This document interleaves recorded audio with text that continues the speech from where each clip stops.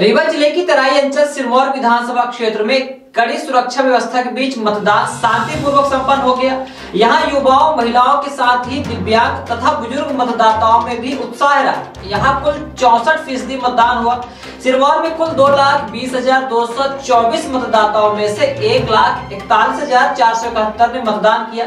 सुबह से ही मतदाता लोकतंत्र के महायज्ञ में अपनी सहभागिता सुनिश्चित कराने के लिए केंद्रों में पहुंच गए थे। हालांकि कई जगह मतदान केंद्र दूर बनाए गए, इसके कारण लोगों को काफी दिक्कतें हुई, लेकिन उनके उत्साह में कोई भी कमी समझ में नहीं आई और कतार में लगकर मतदान किया। संवेदनशील केंद्रों में भारी पुलिस बल तैनात किया गया। वहीं सीमा चौकी पर भी कड़ी निगरानी रखी गई, जिससे मतदाता और मतदान के दौरान किसी प्रकार की बाधा न हो। सिमरिया की तरह सिरमौर विधानसभा क्षेत्र में भी मतदान में महिलाएं आगे रही। सिरमौर की सीट भी त्रिकोणीय मुकाबले में फंसी हुई है, जिसके चलते प्रत्याशी सक्रिय रहे और मतदाताओं ने बढ़ चढ़ कर हिस्सा लिया।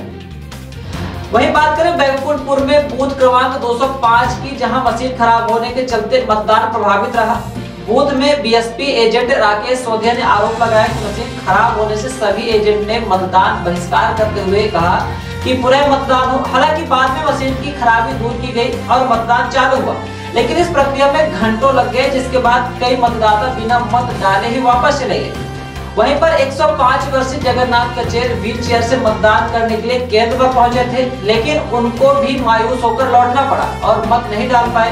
तराई अंचल में कई मतदान केंद्र सुदूर क्षेत्रों में बनाए गए थे, जिससे मतदाताओं को भारी परेशानी का सामना करना पड़ा। यहाँ तक कि गांव के अधिकांश मतदाताओं के पास वाहन नहीं थे, जिसके चलते उनको 8 किलोमीटर पैदल चलना पड़ा। डभौरा के मतदान केंद्र मगडौर में देव पूजा की दूरी लगभग 8 किलोमीटर है और मतदान केंद्र चुनगी से कुछ की दूरी 8 किलोमीटर है, जिससे देव पूजा एवं चुनगी के मतदाता सुबह 5 बजे से ही मतदान केंद्र के लिए निकल पड़े थे और देर शाम तक मतदान करके वापस लौटे, जिससे उनको इस दौरान काफी परेशानी का सामना करना पड़ा।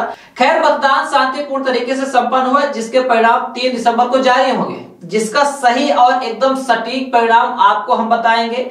तो 3 दिसंबर को चुनावी परिणाम देखना ना भूले। विराट 24 न्यूज में हमारे साथ।